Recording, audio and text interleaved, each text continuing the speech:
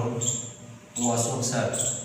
આજે આપણે ધોરણ 11માં ઇંગ્લિશ વિષયમાં યુનિટ 1 અરુણિમા સિન્હા વિશે આપણે ભણીશું.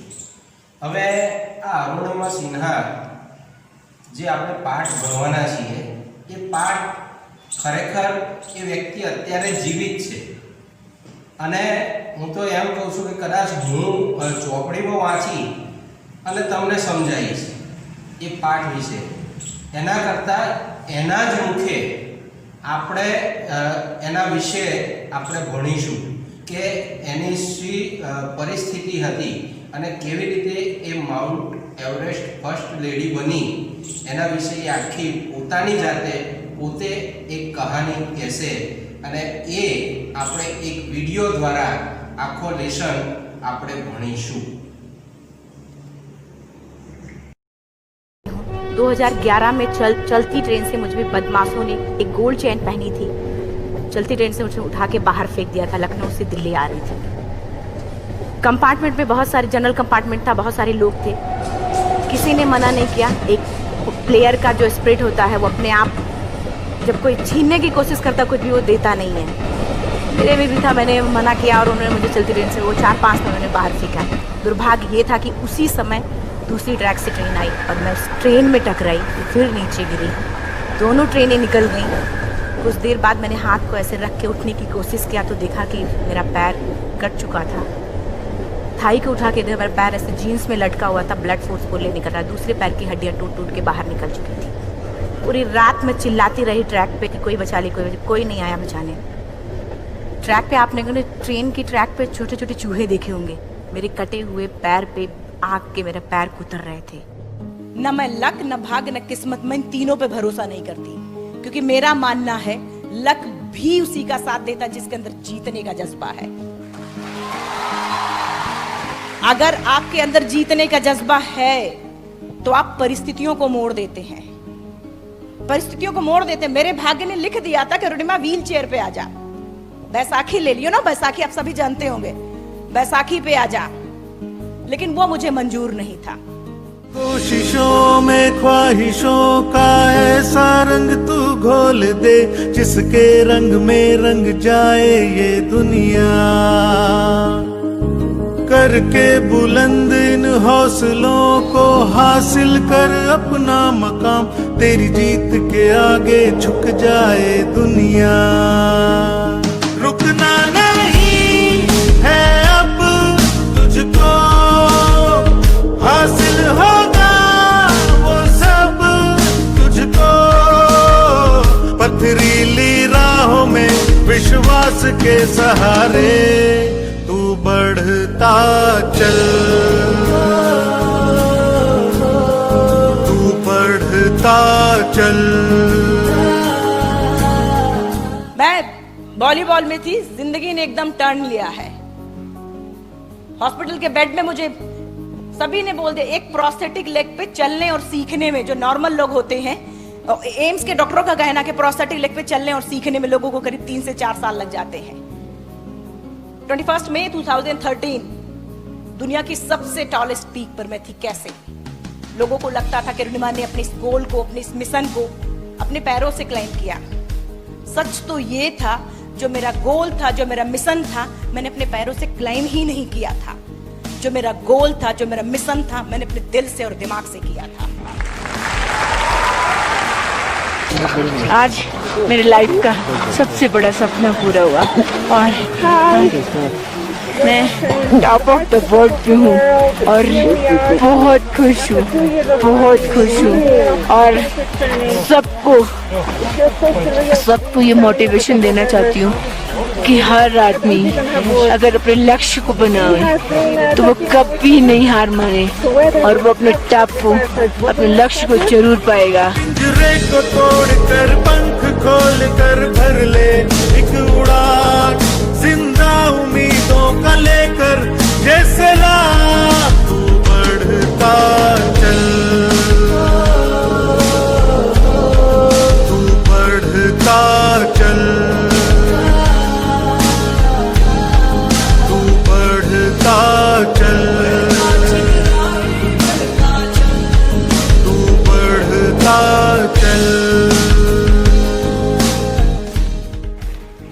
चीजें होती हैं जिंदगी में कि निगेटिविटी बहुत हो जाती है आपके प्रति भी।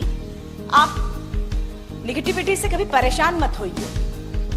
किसी भी प्रकार की निगेटिविटी हो सकती है, नंबर कम आया या किसी ने कुछ कह दिया, फ्रेंड्स में से कुछ, किसी को कुछ जरूरत, अब वहां लड़ करके आप प्रूफ करोगे बस यूं, उससे फर्क नहीं पड़ता। आप खुद को समझाओ और फिर वहां प्रॉमिस करो खुद से, किसी और उसको भी प्रॉमिस करने की जरूरत, खुद को कि मैं करके दिखाऊंगी। काले नकाब में है मुश्किलें ये जितनी भी, आईना जुनून का इनको दिखाना है। कालिख बिछी है जो मंजिलों की राहों में, कदमों से अपने अब इनको मिटाना है। Doctor, engineer, IAS, PCS, IPS, सबके कुछ ना कुछ सपने होंगे, बन जाएंगे आप, तय है। लेकिन सबसे ज्यादा जरूरी क्या है? एक अच्छा इंसान बनना। आप एक अच्छा इंसान जरूर बन के जाइएगा। आप ये सब तो बाकी सारी चीजें बन जाते हैं लोग, आपने मेहनत की बन जाएंगे, लेकिन एक अच्छा इंसान सबसे ज्यादा जरूरी होता है। हौसलों के दम पर जिंदगी की राहों में तू बढ़ता चल, तू बढ़ता चल, तू बढ़ता चल, तू बढ़ता चल। अभी तो इस बाज की असली उड़ान बाकी है, अभी तो इस बाज की असली उड़ान बाकी है, अभी तो इस परिंदे का इम्तिहान बाकी है, अभी अभी मैंने लांघा है समुद्रों को, अभी तो पूरा आसमान बाकी है। तो मच आप लोगों को कि इतनी देर किसी को बैठ के सुनना सबसे बड़ी बात ये होती है, क्योंकि जब वहां पे हम बैठ के किसी को सुनते हैं तो उतना पेशेंस रखना पड़ता है, ये मुझे लगता है। और एक्चुअली मैं 26 साल की हूँ। 2011 में चलती ट्रेन से मुझे कुछ बदमाशों ने, मैं वॉलीबॉल चैंपियन भी रह चुकी हूँ, 2011 में चलती ट्रेन से मुझे बदमाशों ने एक गोल्ड चेन पहनी थी, चलती ट्रेन से मुझे उठा के बाहर फेंक दिया था। लखनऊ से दिल्ली आ रही थी मैं। कंपार्टमेंट में बहुत सारे, जनरल कंपार्टमेंट था, बहुत सारे लोग थे, किसी ने मना नहीं किया। एक प्लेयर का जो स्पिरिट होता है वो अपने आप, जब कोई छीनने की कोशिश करता कुछ भी, वो देता नहीं है, तो मेरे में भी था, मैंने मना किया और उन्होंने मुझे चलती ट्रेन से वो 4-5 ने उन्होंने बाहर फेंका। दुर्भाग्य ये था कि उसी समय दूसरी ट्रैक से ट्रेन आई और मैं उस ट्रेन में टकराई, फिर नीचे गिरी, दोनों ट्रेनें निकल गईं। कुछ देर बाद मैंने हाथ को ऐसे रख के उठने की कोशिश किया तो देखा कि मेरा पैर कट चुका था। थाई को उठा के देखा, मेरा पैर ऐसे जीन्स में लटका हुआ था, ब्लड फोर्सफुली निकल रहा, दूसरे पैर की हड्डियाँ टूट टूट के बाहर निकल चुकी थी। पूरी रात मैं चिल्लाती रही ट्रैक पे, छोटे छोटे पत्थर होते ऐसे चिल्लाती रही कि कोई बचा ले, कोई नहीं आया बचाने। और जब पूरी रात चिल्लाते चिल्लाते इतना कि मुझे दिखाई भी देना बंद हो गया, जब ट्रेन आता था तो वाइब्रेट होता था। इतना ही नहीं, फ्री का इनविटेशन भी लोगों को मिल गया था, कुछ लोगों को। ट्रैक पे आपने ट्रेन की ट्रैक पे छोटे छोटे चूहे देखे होंगे, मेरे कटे हुए पैर पे आग के मेरे पैर कुतर रहे थे। मैं ब्रेन कॉन्शियस मेरा पूरा काम कर रहा था मेरे, लेकिन बॉडी में कोई भी मूवमेंट नहीं था। पूरे पल में वही चीज़ें सोच कि कैसे मैं अपने आप को कैसे बचा पाऊँ। लेकिन करीब पूरी रात ऐसे बीता। सुबह गांव वालों ने मुझे बरेली डिस्ट्रिक्ट हॉस्पिटल यूपी में है, वहाँ पे हुआ था ये। सुबह गांव वालों ने मुझे उठाया, डिस्ट्रिक्ट हॉस्पिटल ले जाके रखा, तो फार्मासिस्ट, डॉक्टर, सीएम, जितने लोग थे आपस में बातें कर रहे, अरे हमारे पास तो एनेस्थीसिया नहीं है, ब्लड नहीं है, इसका इलाज शुरू करें तो हम कैसे करें। मुझे भी नहीं दिखाई तो नहीं, लेकिन मेरा सुनाई दे रहा था सब कुछ वहाँ पे। कहाँ से हिम्मत आई मुझ में, मुझे भी नहीं पता। मैंने बोला वहाँ पे कि सर जब मेरा पूरा पैर कटा, तब मैंने इतनी देर रेलवे ट्रैक पे थी, मैं उस चीज़ को बर्दाश्त किया, तो अभी तो आप मेरे अच्छे के लिए मेरे पैर काटेंगे। शायद आपको यकीन नहीं होगा, या फिर कभी आप लोगों ने ये चीज़ नहीं देखी, कोई डॉक्टर या फार्मासिस्ट अपना ब्लड दे के किसी पेशेंट को बचाया। मेरी इस बात को सुनने के बाद वहाँ के डॉक्टर और फार्मासिस्ट दोनों ने एक एक यूनिट ब्लड दिया और मेरे पैर को बिना एनेस्थीसिया अलग कर दिया गया। आज भी मैं उस दर्द को महसूस करती हूँ, जब भी मैं जब बोलती हूँ तब मैं वो चीज़ें महसूस करती हूँ। उसके बाद जब बात मीडिया में आई, लोगों को पता चला कि अरुणिमा नेशनल प्लेयर है, KGMC king George medical college Lucknow में एडमिट करा, लखनऊ से फिर sport minister AIIMS trauma centre Delhi. तब तक सब ठीक ठाक चल रहा था, प्लेयर होने की वजह से अच्छा ट्रीटमेंट मिलना शुरू हुआ। करीब 4 महीने मैं एम्स में रही। एम्स में रहने के बाद जब मैं थोड़ा ठीक हुई, करीब 25 दिन बाद जब ठीक हुई, न्यूज़पेपर में गोल गोल लिख के आ रहे कि अरुणिमा के पास टिकट नहीं था, अरुणिमा ट्रेन से कूद गई। उसका खंडन किया घर वालों ने, फिर बोला कि अरुणिमा सुसाइड करने गई थी। जिस लड़की का शरीर का एक अंग कट चुका, पूरी जिंदगी का पता नहीं कि व्हील चेयर है, बैसाखी या पता, यहाँ तक कि मेरे स्पाइन में 3 फ्रैक्चर था, मुझे ये भी नहीं पता था कि मैं बेड से उठ भी पाऊंगी कि नहीं। अंदाजा लगाया जा सकता, सिर्फ अंदाजा लगाया जा सकता है कि उसकी दिलो दिमाग पे क्या चल रहा होगा, उस परिवार की क्या स्थिति रही होगी जब जिस परिवार की एक यंग एज लड़की का इस तरीके का सिचुएशन हुआ हो। फिर भी कहते हैं कि जहाँ चाह होती वहाँ राह मिली जाती है। एम्स के हॉस्पिटल के बेड पे मैंने डिसाइड किया, क्योंकि अपनी बातें हम चिल्ला चिल्ला के करें, वो सिस्टम की इतनी हाई लेवल की बातें हो रही थी कि हम एक मध्यम वर्गीय फैमिली से थे, हम अपनी बातें चिल्ला चिल्ला के कह रहे थे, लेकिन कोई नहीं सुन रहा था। लेकिन कहते हैं मैंने अपने दिल दिमाग अंतरात्मा से ये चीज़ सोच लिया कि ठीक है, आज आपका दिन है, जितना चाहो बोल लो, एक दिन तो मेरा दिन आने वाला, मैं प्रूफ कर दूंगी कि मैं क्या हूँ, मैं क्या थी, ये मैं प्रूफ कर दूंगी। हॉस्पिटल के बेड पे डिसाइड किया वॉलीबॉल नहीं, लाइफ का सबसे टफ गेम करना है, तब मैंने माउंटेनिंग चुना। जब मैंने माउंटेनिंग कहने और करने में बहुत फ़र्क होता है। जब मैंने माउंटेनिंग की बात सोची और लोगों के सामने, सबसे बड़ी चीज़ थी सही गाइडेंस में ट्रेनिंग लेना, दूसरा स्पॉन्सरशिप। इतना बड़ा एक साथ तो मैंने 40 से 50 लाख मैंने वाकई में कभी नहीं देखे थे पहले। मेरे लिए बहुत बड़ी चीज़ थी वो इकट्ठा कर पाना। जब मैंने लोगों के सामने रखा कि मैं माउंटेनिंग करना चाहती हूँ, एवरेस्ट के लिए मुझे ट्राई करना है, हर किसी ने मुझे बोला कि क्या है, पागल हो चुकी हो क्या, तुम्हारा दिमाग खराब हो चुका, तुम कभी नहीं कर सकती माउंटेनिंग। एक पैर आर्टिफिशियल है, दूसरे में रॉड है, और तुम्हारा दिमाग खराब है, स्पाइन में भी फ्रैक्चर है, तुम पागल होगे, चुपचाप कोई नौकरी करो, जीवन यापन करो। क्योंकि लोगों का सबसे बड़ा प्रॉब्लम ये होता है, लोग फिजिकल देखते, पैरों को मेरी अंतरात्मा में क्या चल रहा था वो तो किसी को पता ही नहीं था।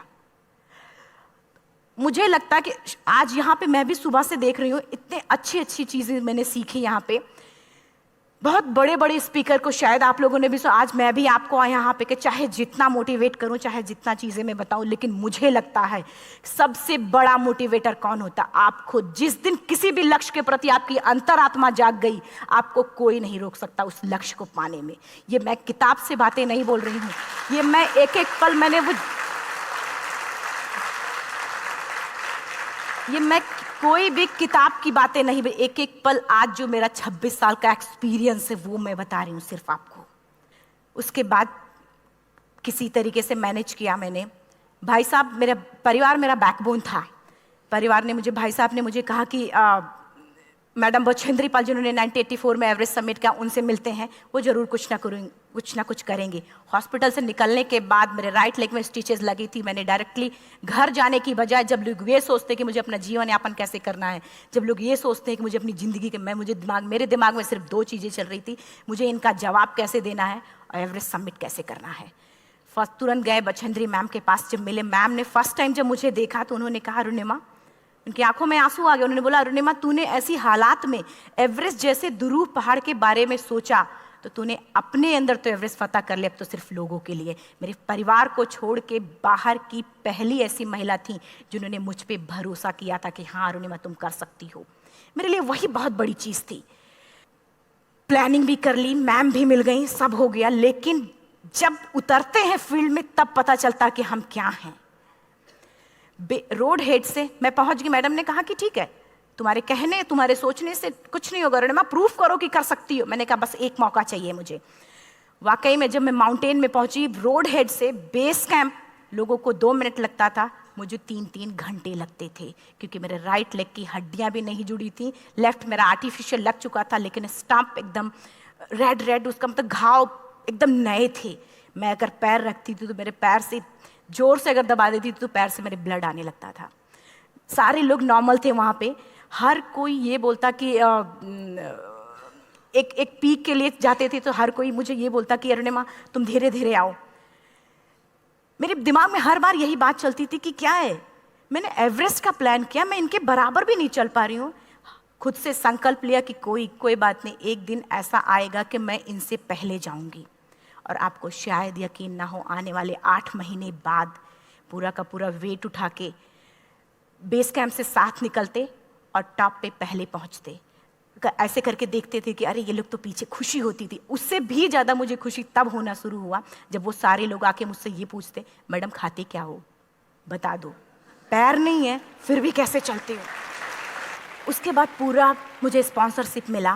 मैं जब एवरेस्ट के लिए गई, मेरे लिए सबसे बड़ा एवरेस्ट की जर्नी में मेरे सबसे बड़ा चैलेंज यही था कि दूसरे को समझा पाना। मैं नहीं समझा पाती कि भाई मैं कर सकती हूँ।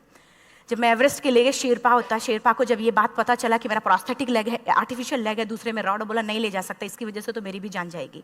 मैडम ने, हमने सबने कन्विंस किया किसी तरीके से। मन वाकई में जो टीवी में हम और उसमें फोटोज़ में देखते हैं ब्लू और ग्रीन आइस, हिला देने वाला होता, जितना सुंदर दिखता उतना ही हिला देने वाला होता। जब मैं हमारे ग्रुप में 6 लोग थे, रॉकी एरिया तक मैं सबसे पहले थी, लेकिन जैसे ही मैं ग्रीन और ब्लू आइस में गई, मेरा आर्टिफिशियल लेग स्लिप कर जाता था।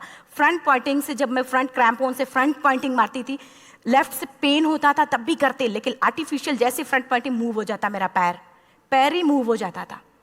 शेरपा मुझे बोला नहीं हो सकता अरुणिमा, जबरदस्ती मत करो। मैंने कहा कुछ नहीं, ये मेरा पैर है, मैं जानती हूँ कैसे चलेगा। फाइनली 1, 2 बार, 3 बार करने, 4 बार, 5 बार होल हो जाता था, आइस थोड़ा टूट के निकलता था, तो मैं वहाँ पैर रख के जाती थी। कैंप 3 तक ठीक था, प्रॉपर एक्लेमेटाइज किया अपने आप। कैंप 3 तक जनरली गए।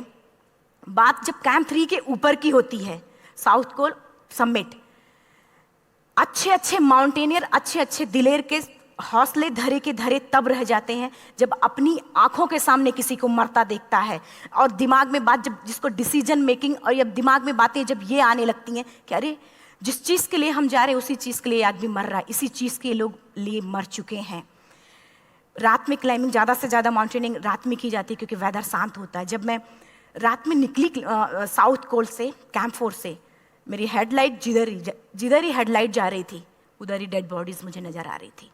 मेरे रोंगटे खड़े हो रहे थे, मुझे समझ में नहीं आ रहा था कि मैं करूं तो क्या करूं। इतना ही नहीं, मैं जिस रोप में थी उसी रोप में जब मैं आगे जा रही हूं और एक बांग्लादेशी, उनका हाथ हल्का हल्का ऐसे हिल रहा, मुंह से आवाज आ रही थी।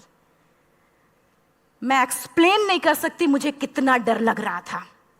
बार बार ये बार बार मन में आती, इसका ऑक्सीजन खत्म हुआ है, ये मर चुका है लास्ट सिचुएशन में, और हम कुछ नहीं कर पा रहे हैं, क्या करें। उसके बाद मैंने 10 से 15 मिनट सिर्फ मैं वहाँ खड़ी रही। मैंने सिर्फ इतना बोला कि अगर आप सभी में से सभी ने एवरेस्ट सबमिट कर लिया तब तो ठीक है, अगर नहीं सबमिट किया है मैं सबके लिए एवरेस्ट सबमिट करूँगी और जिंदा वापस जाऊँगी। क्योंकि जैसा हम सोचते हैं हमारी बॉडी उसी तरीके से जनरेट करना शुरू करती है। मैंने डेड बॉडी, क्योंकि जा ही नहीं सकते थे किनारे से, उसी रोप में वो एंकर है, डेड बॉडी को लांगी और लांग के जाना शुरू किया। हिलेरी स्टेप साउथ समिट के करीब जब मैं खुद पहुंची, मेरे शेरपा ने एक जोर से झटका मुझे दिया कि अरुणिमा वापस चलो, तुम्हारा ऑक्सीजन खत्म हो रहा है। हिलेरी स्टेप के बाद एवरेस्ट समिट है, थोड़ा चलने के बाद एवरेस्ट समिट है। अगर कोई आपसे ये बोले, आप अपने टारगेट के इतने करीब हो, अगर कोई आपसे ये बोले कि अरुणिमा वापस चलो, कैसा लगता है? मैंने भी यही बोला, सर क्या बोल रहे हो आप, मैं नहीं जाऊंगी वापस।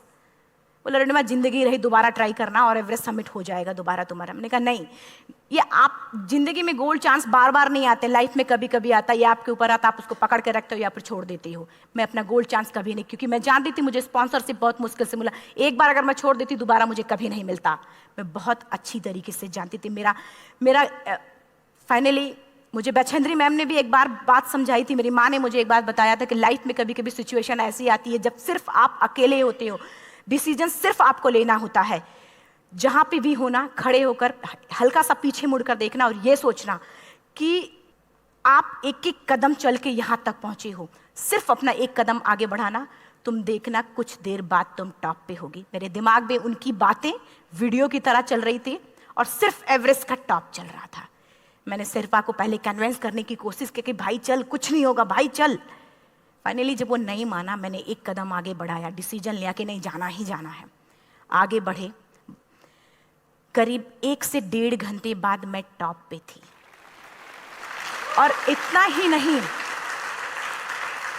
इतना ही नहीं, आज भी मैं जितनी बार बोलती हूँ उतनी बार मैं महसूस करती हूँ, मेरे रोंगटे खड़े हो जाते हैं, मेरा दोनों हाथ ऊपर करके जोर जोर चिल्लाने का मन कर रहा, कितनी जोर से चिल्लाऊं, इतनी जोर से चिल्लाऊं कि सबको बता दूं कि आज मैं टॉप ऑफ द वर्ल्ड पे हूं। उन लोगों को बता दूं जो लोग ये सोचते हैं, लड़की, दूसरे विकलांग, तीसरे मिडिल क्लास में, जो लोग एक बार हार के फिर दोबारा लड़ना नहीं चाहते, जो लोग हारने के बाद सोचते हैं कि हम दोबारा कुछ कर नहीं सकते, उन लोगों को मैं चिल्ला चिल्ला के टॉप से बताना चाहती थी कि नहीं, आप सब कुछ कर सकते हो, सिर्फ एक सोच की विकलांगता, हैंडीकैप आदमी यहाँ से होता है, यहाँ से नहीं। अगर यहाँ से जो आदमी विकलांग है तो नॉर्मल आदमी भी विकलांग है, जो अगर यहाँ से विकलांग है। चिल्ला चिल्ला के मैं बताना चाहती थी। मैंने शेरपा से कहा कि आप एक फोटो खींच लो, क्योंकि सारे लोग फोटो, अपना नेशनल फ्लैग का जो वैल्यू होती है ना, वो जो हम कहीं बाहर होते हैं तो पता चलता है। मुझे भी बहुत खुशी हो रही थी, फ्लैग को हग किया और बोला फोटो खींचो। बोला पागल हो गई है, तेरा ऑक्सीजन कभी भी खत्म हो जाएगा, नीचे चल। नहीं, फोटो खींच लो। फोटो खींचा उसने। वो तो अगली बार इतना तेज गुस्सा हुआ, मैंने उसको बोला कि भाई वीडियो भी बना ले। 8848 की हाइट पे ऑक्सीजन खत्म हो रहा है, आज हम भी हंस रहे हैं आप लोगों के साथ, क्योंकि यहाँ पूरा ऑक्सीजन है। और 8848 की हाइट पे जब मुझे शेरपा, कोई भी शेरपा को बोलेगा भाई वीडियो बना, तो परेशान हो जाएगा, पागल हो चुकी क्या, तुम मर जाए, मैं जा रहा हूँ नीचे। मैंने कहा नहीं, कुछ नहीं होगा, आप बनाओ वीडियो। किसी तरीके से मैं 4-5 पेयर बैटरी रख के लेके गई कि डिस्पोजल कैमरा, एक अलग कैमरा की, मतलब एक नहीं काम करेगा तो दूसरा करेगा, प्रॉपर प्लानिंग से। शायद आप लोग भी सोचो कि वाकई में लड़की को इतना बड़ा रिस्क लेने की क्या जरूरत थी, कि जिंदगी कभी भी जा सकती थी इसकी। लेकिन मैंने वो रिस्क लिया क्यों? क्योंकि मैं चाहती थी, कहीं ना कहीं से मेरे भी दिमाग में ये बात आ चुका था कि मैं जिंदा वापस ना जाऊं। मैं चाहती थी कि अगर मैं जिंदा ना जाऊं तो ये वीडियो मेरे इंडिया, शेरपा से मैंने यही बात बोली, ये वीडियो अगर मैं जिंदा नहीं जाती, ये वीडियो मेरे इंडिया पहुंचा देना, मेरे यूथ तक चला जाएगा। क्योंकि मैं चाहती थी कि 11 अप्रैल 2011 को मेरा एक्सीडेंट हुआ, 21 मई 2013 10:55 पे मैं टॉप ऑफ द वर्ल्ड पे थी। ऑलमोस्ट 1 से 2 साल के अंदर कैसे यहां से मैंने ये चीज, मैंने कभी भी कामयाब होने के, मेरी वो जिंदगी बन चुकी थी, मेरा जुनून बन चुका था, मेरा पैशन मेरा जिद बन चुका था। वो मेरा सोते उठते बैठते सिर्फ मुझे एवरेस्ट दिखाई जाए। और मुझे लगता है किसी को भी अगर अपना लक्ष्य पाना है, यहां से अगर वो पागलपन जब तक नहीं आएगा तब तक नहीं होगा। वो फाइनली उसने वीडियो भी बनाया।